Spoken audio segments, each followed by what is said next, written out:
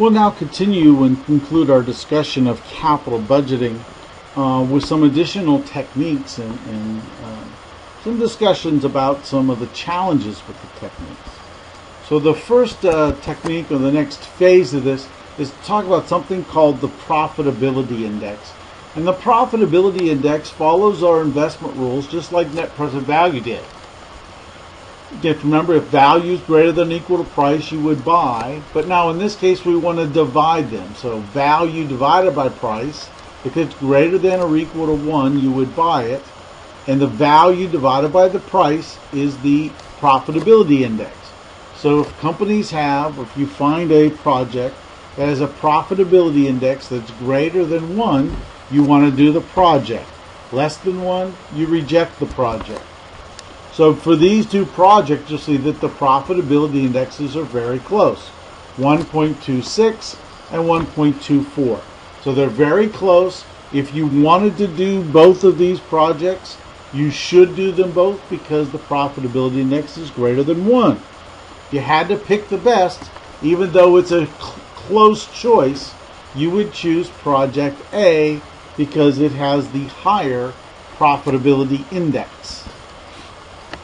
There is an additional technique that's starting to gather some steam in the corporate finance world, and that's called economic value added.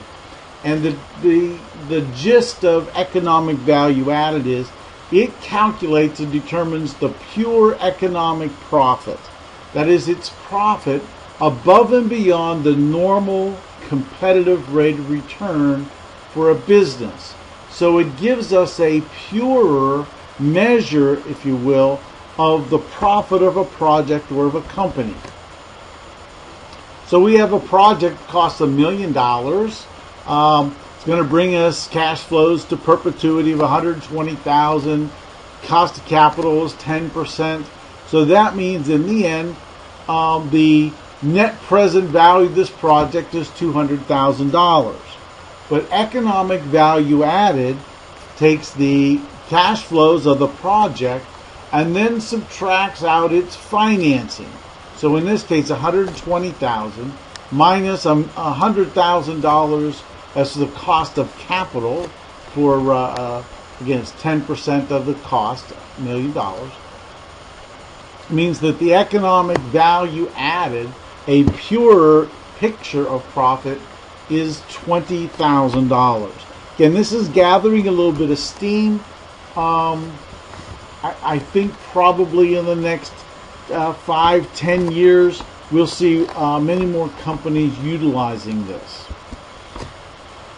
The internal rate of return is another form of capital budgeting technique that follows our investment rules from a while ago. If you remember our rule, it was if the expected return is greater than or equal to the required return, you would buy the asset. The required return for a corporation is its weighted average cost of capital.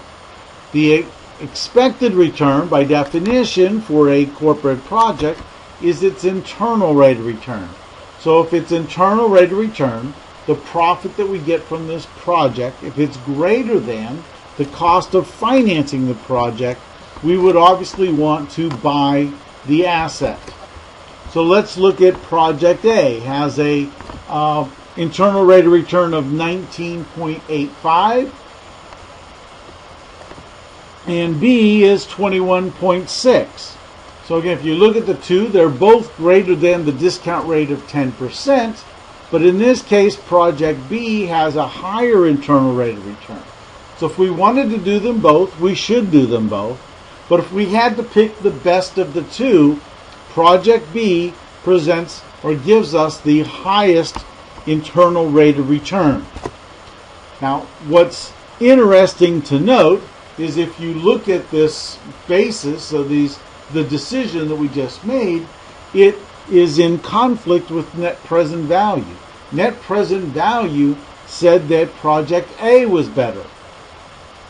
So again, as we mentioned in some other techniques, right, that when you use different techniques, they have different theories, different concepts, different quantitative properties, so there's no guarantee that they're always going to rank projects in the right order.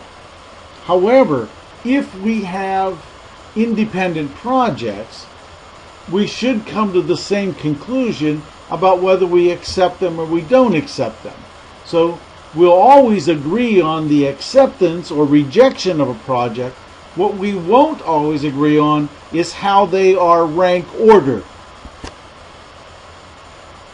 So one of the things we can look at is something called the net present value profile.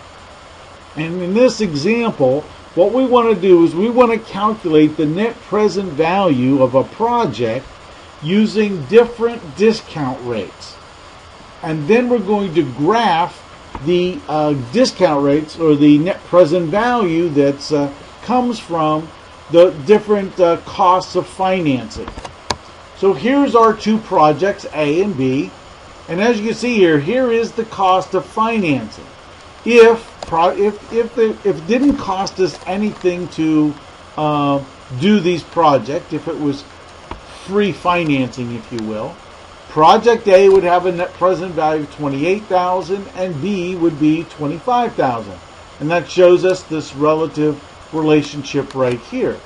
But if you go down a ways, let's say 15%, $4,930 is the net present value of A, and $5,686 is the net present value for B.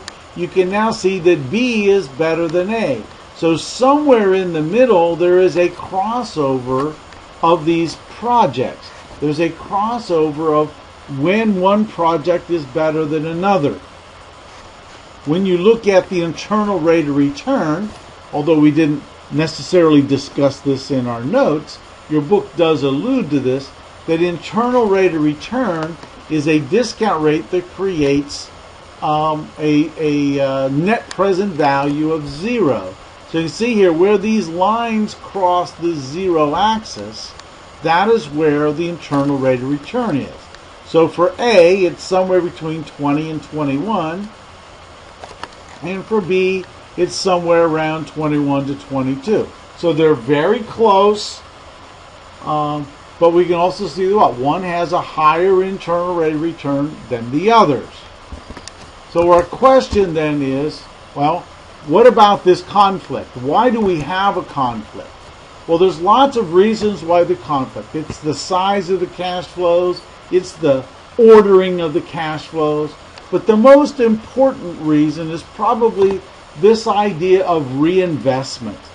As cash flows are received by the company moving forward, what do they do with this cash flow? Well, of course, they reinvest that cash flow. Now, the net present value assumes that the upcoming or the expected future cash flows are going to be reinvested at the cost of capital, which is the basis of our investment rules that we were talking about for this whole chapter. But the internal rate of return assumes that they are reinvested at the internal rate of return. We'll talk a little bit about this in class, but the reason for this conflict is an assumption. It's a mathematical assumption. And it's the difference in the math that creates this conflict. So, why might there be different? Again, we've talked about this. I mentioned this just a little while ago. It's because cash flows come at different times. There's different magnitudes, etc. But there's a variety of reasons why we ultimately will have conflicts between these two answers.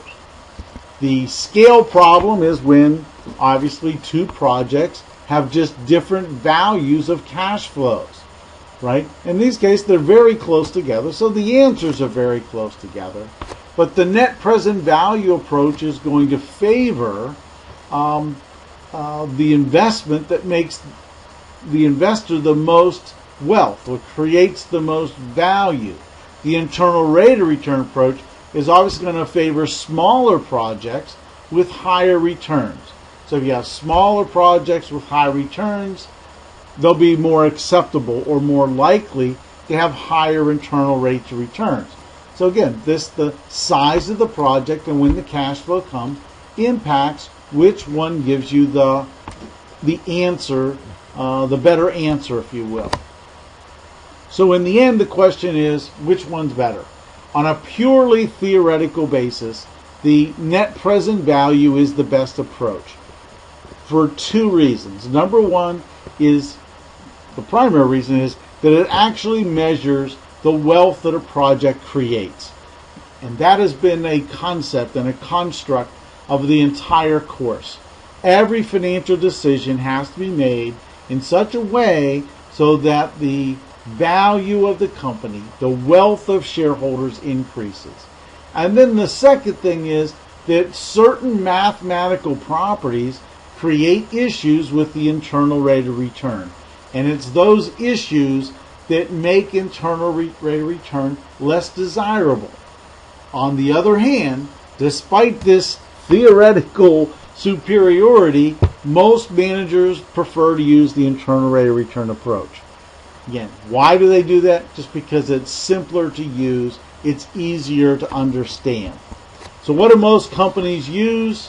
Again, there was a recent survey done. The most popular approaches were the internal rate of return and the net present value approach, very closely as far as their approach. 76% of CFOs used that, and another 75% says they used net present value as well. Larger companies are going to use those techniques. Smaller companies are going to be more driven towards the payback approach. So that's the end of the basic explanation of project analysis.